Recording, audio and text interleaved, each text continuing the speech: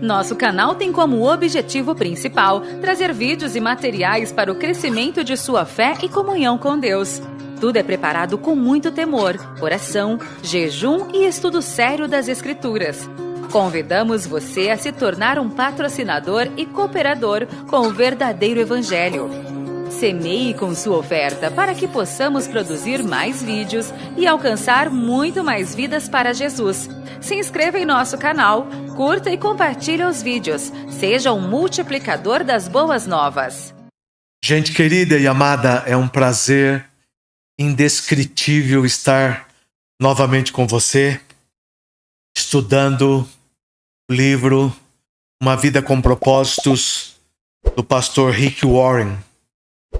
Eu tenho certeza que você que está sendo fiel e sistemático nesse projeto está crescendo e extraindo para a sua vida tesouros espirituais muito elevados. E eu não me canso de sugerir a você que escolha o melhor horário do dia para assistir este vídeo. Aquele horário do seu devaneio, onde você está mais tranquilo para poder meditar, conferir, principalmente os versículos que são citados aqui. Dê uma pausa lá no vídeo e confira os versículos, porque eles vão edificar a sua vida. O tema de hoje, na 25ª semana, estamos evoluindo, é transformado pela provação. Ninguém gosta de provação, né? Eu não gosto. O texto de 2 Coríntios 4,17 diz: pois os nossos sofrimentos leves e momentâneos estão produzindo para nós uma glória eterna que pesa mais do que todos eles.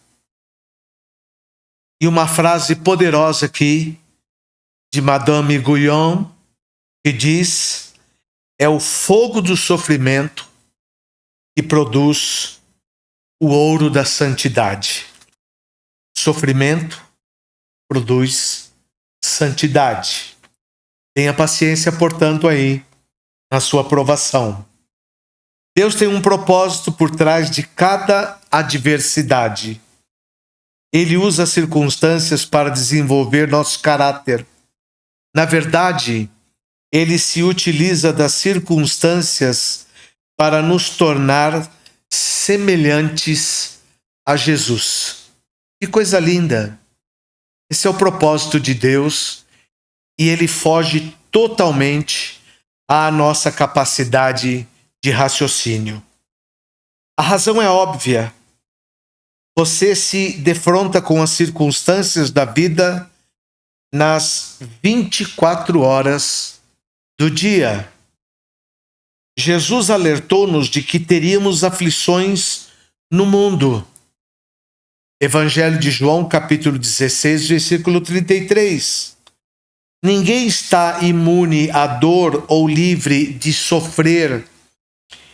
E ninguém tem a oportunidade de atravessar a vida sem problemas.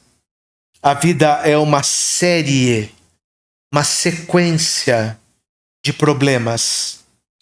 Toda vez que se resolve um, já existe outro aguardando a sua vez.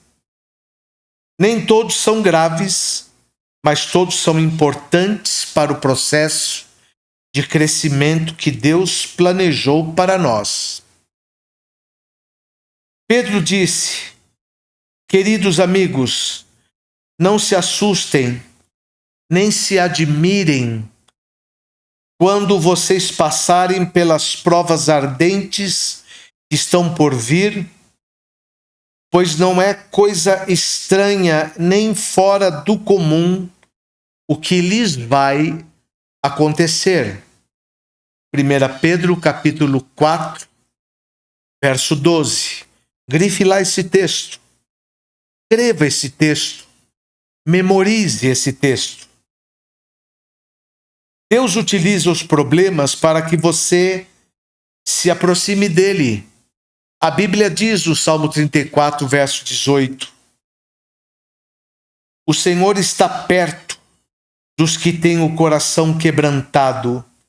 Ele resgata os de espírito abatido. As mais íntimas e profundas experiências de adoração ocorrerão provavelmente nos dias mais sombrios. Essa é uma pura verdade. Quando sentimos dor física ou emocional, não temos disposição para orações superficiais. Johnny Erickson Tada observa: quando a vida é um mar de rosas, podemos passar o tempo todo adquirindo conhecimento sobre Jesus, imitando, criando e falando sobre ele. Mas apenas quando sofremos é que o conheceremos de verdade. No sofrimento, aprendemos coisas a respeito de Deus que não podemos aprender de nenhuma outra forma.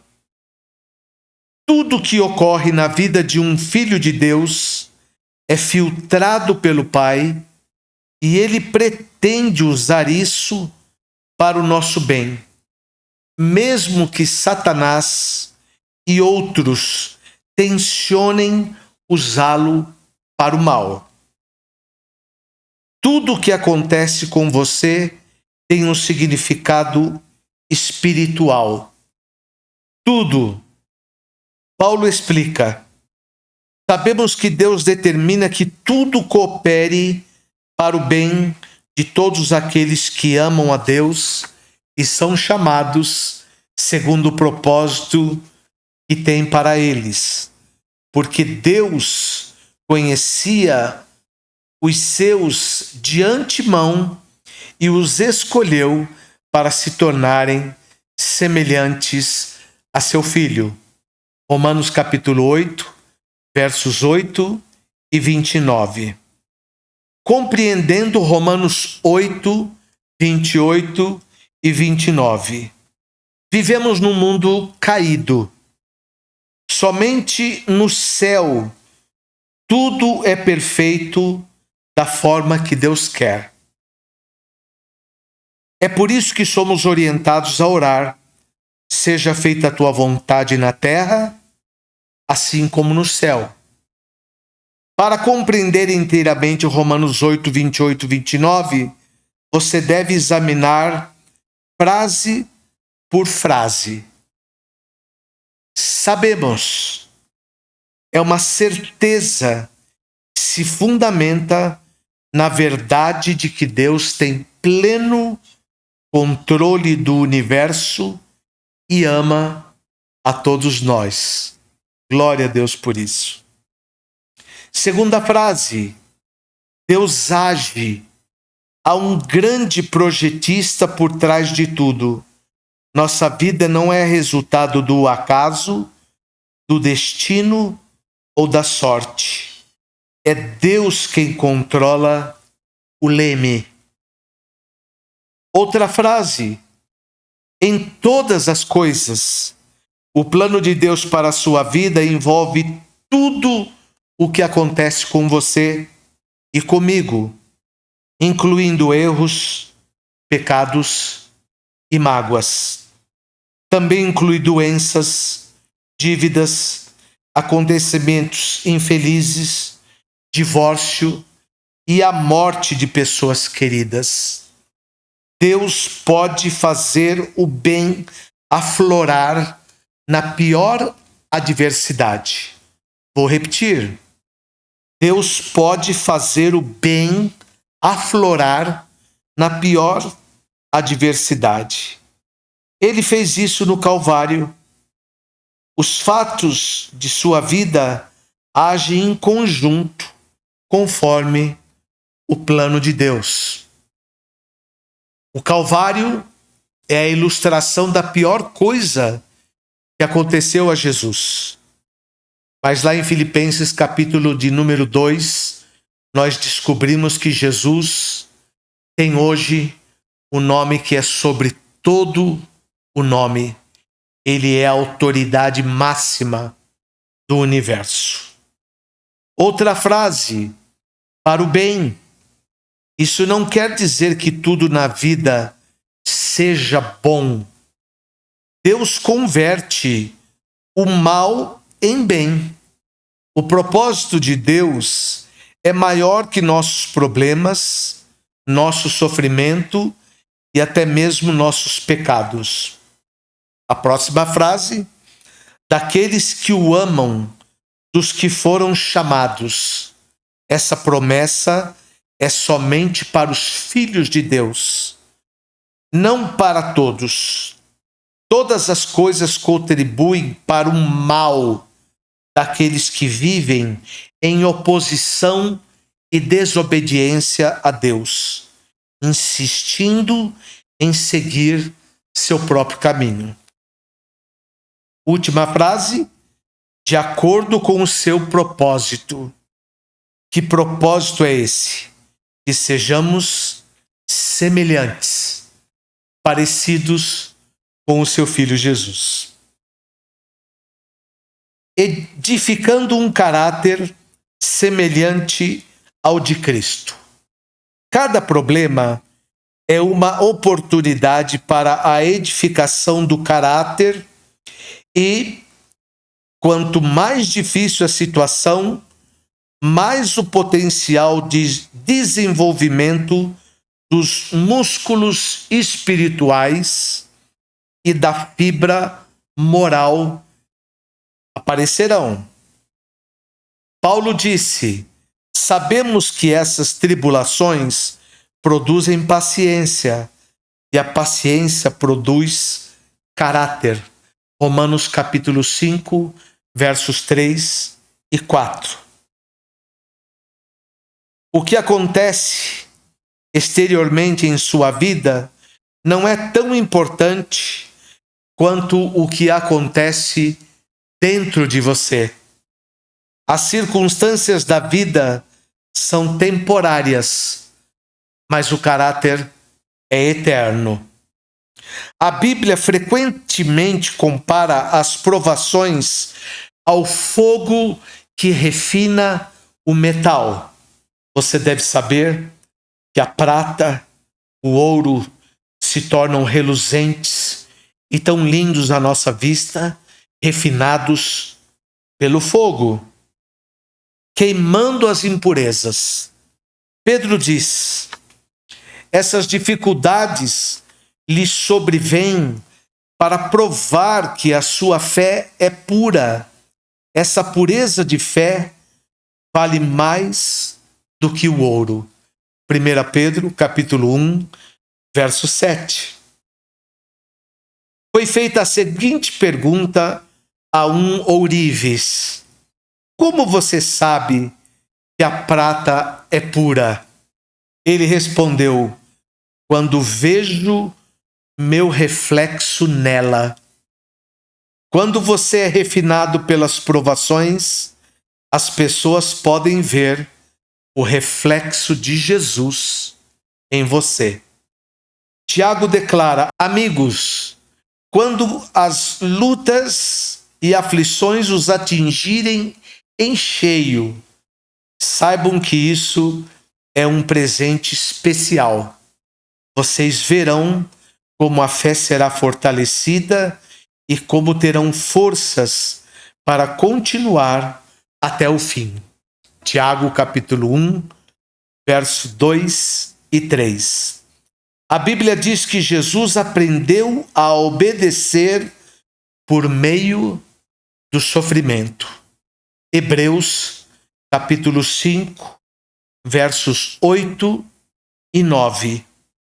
Paulo afirma ainda: iremos passar pelo que Cristo passou. Se enfrentamos momentos difíceis com Ele, então é certo que com Ele passaremos momentos inesquecíveis.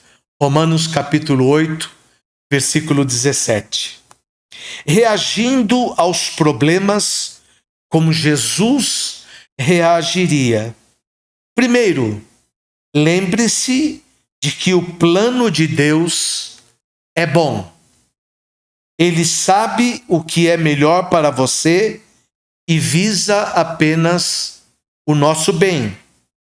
O Senhor disse a Jeremias: porque sou eu que conheço os planos que tenho para vocês, diz o Senhor, planos de fazê-los prosperar e não de causar dano, planos de dar a vocês esperança e um bom futuro. Jeremias capítulo 29, versículo 11. José compreendeu essa verdade quando, falando aos irmãos que o haviam vendido como escravo, disse: vocês planejaram o mal contra mim, mas Deus o tornou em bem para que hoje fosse preservada a vida de muitos. Gênesis capítulo 50, verso de número 20. E eu quero estimulá-lo a estudar lá em Gênesis a vida de José. É vital que você se mantenha concentrado no plano de Deus, não no problema ou no sofrimento. Foi assim que Jesus suportou a dor da cruz e somos exortados a seguir o seu exemplo. Mantenham o olhar firme em Jesus, autor e consumador da nossa fé. Ele esteve pronto a padecer uma morte vergonhosa na cruz por causa da alegria que sabia que teria depois. Hebreus capítulo 12, verso 2. Que versículo lindíssimo. Corrie ten Boom, que sofreu num campo de concentração nazista, explica o poder do foco. Se você olhar para o mundo, ficará aflito. Se olhar para você mesmo, ficará deprimido. Mas se olhar para Cristo, descansará. E Corrie ten Boom tem um livro intitulado O Refúgio Secreto. Veja se encontra este livro. É uma obra-prima. Ou o filme. O foco determinará seus sentimentos. O sofrimento é temporário, mas a recompensa será eterna. Moisés suportou uma vida de tribulações porque contemplava a sua recompensa. Isso está escrito em Hebreus, capítulo 11, versículo 26. Se participamos da sua glória, precisamos participar também do seu sofrimento.